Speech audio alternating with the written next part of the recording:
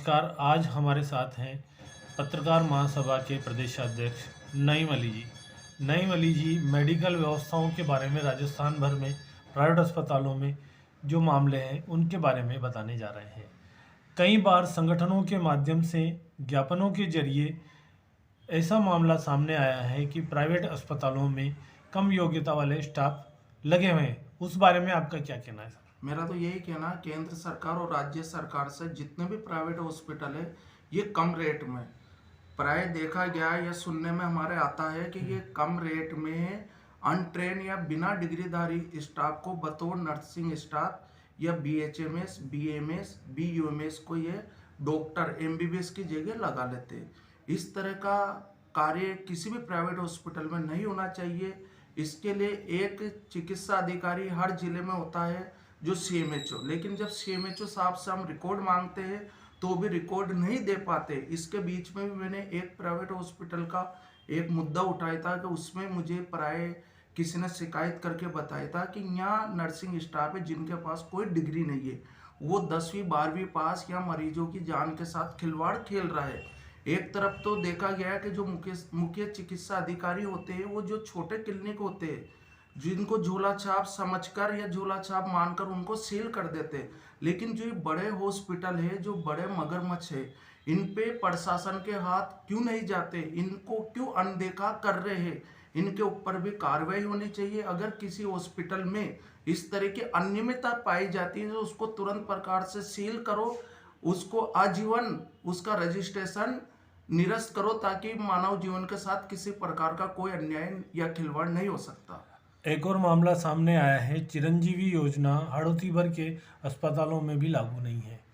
बहुत से हॉस्पिटलों में ये लागू नहीं है। बहुत से हॉस्पिटल इस सरकार की योजना को लेने से कतराता, जबकि राज्य सरकार ने 25 लाख का बीमा दे रखा है चिरंजीवी के माध्यम से कि अगर आपके साथ कुछ होता है तो सरकार उसको 25 लाख का इलाज फ्री करती है। लेकिन जो चिरंजीवी में हॉस्पिटल होते हैं लाभंत, वो भी बराबर इनका इलाज नहीं करते। बहुत सी बीमारियों को यो टालम टोल कर देते कि इस बीमारी का हमारे यहाँ कोड नहीं है, इस बीमारी का राज्य सरकार हमें कम पैसा दे रही, इस बीमारी का हमारे पास इलाज नहीं है। तो इस प्रकार की जो अनियमितता है ये नहीं होनी चाहिए।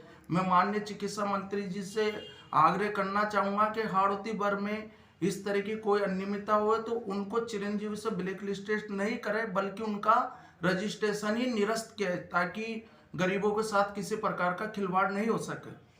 प्राइवेट अस्पतालों में रेट दरों से संबंधित भी कई मामले देखे गए हैं। अलग अलग मरीजों के साथ अलग अलग रेट का व्यवहार किया जाता है। इस बारे में आपका क्या कहना है? मेरा तो यही कहने का मतलब है केंद्र सरकार और राज्य सरकार से कि जितने भी प्राइवेट हॉस्पिटल है उन सबका मापदंड एक होना चाहिए। सबका कोटेज और वार्ड, इन सबकी फीस एकदम निर्धारित एक तरह की होनी चाहिए। किसी हॉस्पिटल में तो ICU चार्ज 5,000 है, किसी हॉस्पिटल में 10,000 है, किसी हॉस्पिटल में वेंटिलेटर अलग है, किसी हॉस्पिटल में कोटेज चार्ज अलग है। तो इस तरह की अनियमितता नहीं होनी चाहिए। सभी को एक तरह का गरीब हो ताकि गरीब भी प्राइवेट में अपना जीवन को बचा सके। यहाँ तक कि ये भी देखा गया है कि जो प्राइवेट नर्सिंग होम होते हैं उनके मेडिकल स्टोर भी निर्धारित होते हैं या स्वयं के अपने मेडिकल स्टोर होते हैं। उस बारे में क्या कहना है? मैंने प्राय देखा गया है जितने भी हॉस्पिटल होते हैं, नर्सिंग होम होते हैं, उनका खुद का एक मेडिकल होता है। अगर नहीं भी होता तो वो पड़ती उससे वो साठगांठ होती है, तो उसी मेडिकल से अगर दवाई लाते हो तो वो अच्छी बताते हैं, अगर दूसरी जगह से लाते हैं तो वो लोग बोलते हैं नकली है। लेकिन इस तरह का प्रावधान नहीं होना चाहिए। गरीब मरीज एकदम स्वतंत्र होना चाहिए, वो कहीं से भी दवाई लाके अपने साथी या भाई बहन किसी को भी बचा सके, उसका इलाज करा सके। उन पे इस तरह का ये किसी तरह का ये नहीं थोपना चाहिए कि वहीं से लो आप।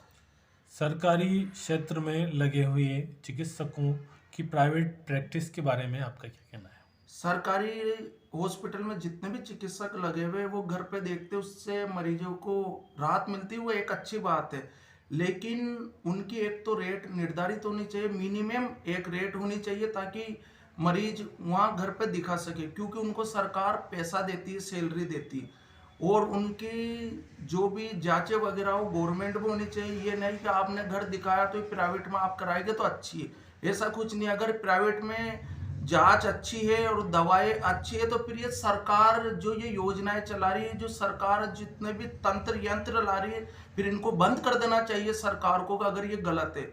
अगर कोई कर्मचारी इस तरह के सरकार पे आरोप लगाता है कि यहाँ करने से जांचें सही नहीं होती है, तो उस कर्मचारी के खिलाफ भी एक्शन लेना चाहिए। कई बार ऐसा देखा गया है कि जिला मुख्यालय या फिर मेडिकल कॉलेज क्षेत्र के डॉक्टर अस्पताल में तो होते हैं पर वो ओपीडी में नहीं मिलते, इससे मरीज परेशान रहता है। उस बारे में आपका क्या कहना है? इससे मरीज परेशान रहता है, लेकिन वहाँ का जो डीन होता है, जैसे प्रिंसिपल होए या अधीक्षक होए, इनको राज्य सरकार नियुक्त करती है। तो इनसे क्या है, राज्य सरकार की छवि एकदम धूमिल होती है।